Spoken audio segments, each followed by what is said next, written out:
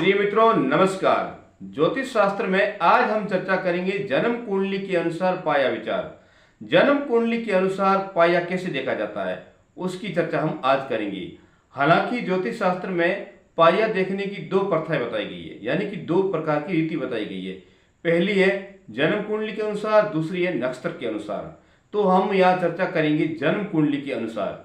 जन्म कुंडली में पाया कैसे देखा जाता है। जन्म कुंडली में पाया देखने के लिए सर्वप्रथम में जन्म कुंडली के लगन का ज्ञान होना अति आवश्यक है, यानी कि जिस व्यक्ति का जन्म होता है उस समय कौन सा लगन चल रहा है और उस लगन के अनुसार ही हमें पाया का ज्ञान होता है।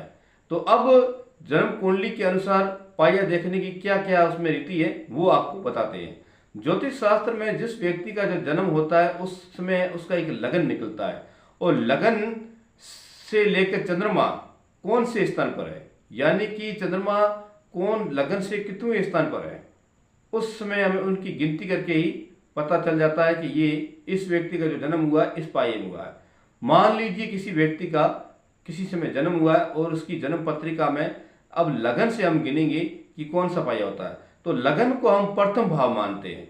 लगन को प्रथम भाव मानते हुए प्रथम स्थान, छठे स्थान और 11वें स्थान पर अगर चंद्रमा है, यानी कि जन्म कुंडली में लगन में अगर चंद्रमा है या फिर लगन से छठे स्थान पर चंद्रमा है या फिर 11वें स्थान पर चंद्रमा है, तो उस व्यक्ति का जन्म होता है वो सोने के पाये होता है।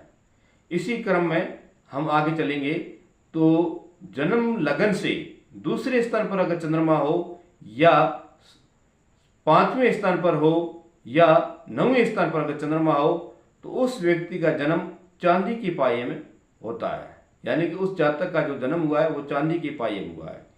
इसी क्रम में हम आगे बढ़ेंगे। अगर किसी व्यक्ति के जन्म कुंडली से तीसरे, 7वें और 10वें स्थान पर चंद्रमा हो, यानी कि तीसरे, 7वें और 10वें स्थान पर अगर चंद्रमा होता है तो उस व्यक्ति का जो जन्म है वो तांबे के पाये में होता है। इसी क्रम हम आगे बढ़ते हैं तो अगर जन्म लगन से चौथे, 8वें और 12वें स्थान पर अगर चंद्रमा होता है तो उस व्यक्ति का जो जन्म है वह लोहे के पाये में होता है। तो इस प्रकार जन्म लगन से लेकर के चंद्रमा तक हमें गिन करके और उसके बारे में विवरण पाते हैं, यानी कि जन्म लगन से गिनकर चंद्रमा तक चलना पड़ता है और जिस स्थान पर चंद्रमा उस क्रम को हम पाया का विचार करते हैं। अगर जन्म लगन से चंद्रमा पहले, छठे या 11वें स्थान पर हो तो इसका मतलब है कि वो सोने के पाये में जन्मा है।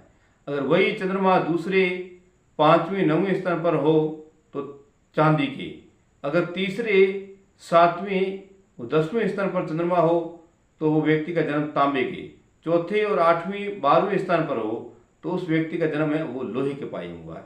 इस प्रकार ज्योतिष शास्त्र में 4 पायों का विचार किया गया। पहला सोने का, चांदी का, तांबे का और लोहे का, ये 4 पाये बताए गए और चारों पायों का विवरण भी ज्योतिष शास्त्र में इस प्रकार बताया गया जो मैंने आपको बताया।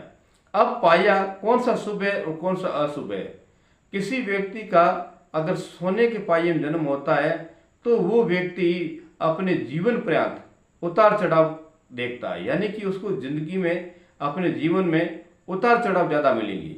वो व्यक्ति एक स्थिरता नहीं पा सकता है, कभी उसको फायदा भी होगा तो कभी मानसिक चिंताएं भी होगी, यानी कि उस व्यक्ति का जो जन्म से लेकर मृत्यु प्रांत तक इस प्रकार क्रम चलता रहेगा। अगर किसी व्यक्ति का जन्म चांदी के पाये में होता है तो वो व्यक्ति भविष्य में, यानी कि जन्म से लेकर मृत्यु तक उस व्यक्ति का जीवन है वो सुख में रहता है, यानी कि वो अपना जीवन आनंद में बिताता है। इसी प्रकार अगर किसी व्यक्ति का जन्म तांबे के पाये में होता है तो वो व्यक्ति अपने जीवन में सम रहता है, ना तो उनको इतनी मन में प्रसन्नता मिलती है ना चिंता ही ज्यादा सताती है, यानी कि वो अपने में मस्त रहता है। इसी प्रकार अगर किसी व्यक्ति का जन्म लोहे के पाये में होता है तो वो व्यक्ति ज्यादा चिंतित रहता है, मानसिक रूप से परेशान रहता है, उनके कार्य तुरंत सफल नहीं हो पाते हैं, किसी न किसी प्रकार से उसकी तनाव की जो प्रकार की चिंता है वो बढ़ती जाती है, नाना प्रकार की चिंताएं बढ़ती रहती है। वो व्यक्ति मानसिक रूप से एकदम संतुष्ट नहीं रह पाता है। तो इस प्रकार ज्योतिष शास्त्र में ये जन्म कुंडली के अनुसार पाइयों का विचार बताया गया है, जो मैंने आपको सुनाया है। तो इस प्रकार हम ज्योतिष शास्त्र में पाया देखा जाता है। तो मेरा चैनल पसंद आया हो तो सब्सक्राइब कीजिए, लाइक कीजिए, कमेंट कीजिए, शेयर कीजिए। राधे राधे, जय श्री कृष्ण।